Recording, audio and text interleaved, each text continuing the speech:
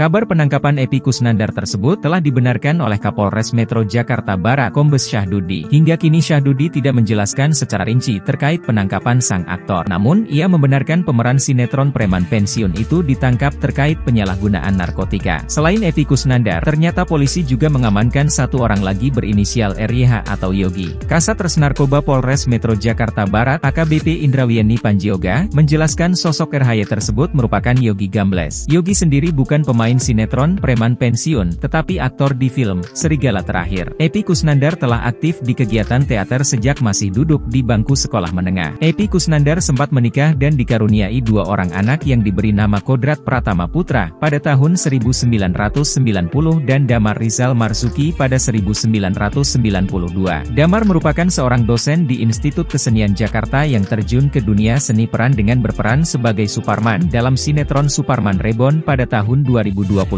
Dalam sebuah wawancara pada tahun 2009, Epy Kusnandar mengaku ditelantarkan oleh mantan istrinya. Pada 27 Juli 2008, Epy Kusnandar menikah untuk kedua kalinya dengan Karina Ranau, yang juga berprofesi sebagai seorang pemeran. Pernikahan ini tercatat di Kantor Urusan Agama Palembang. Mereka dianugerahi satu orang anak bernama Quentin Stanislavski Kusnandar pada tahun 2009.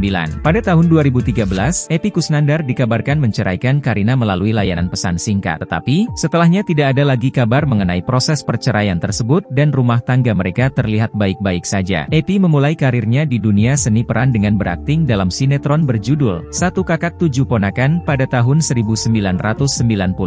Epy Kusnandar pun kini telah membintangi ratusan judul film dan serial sepanjang berkiprah di dunia akting.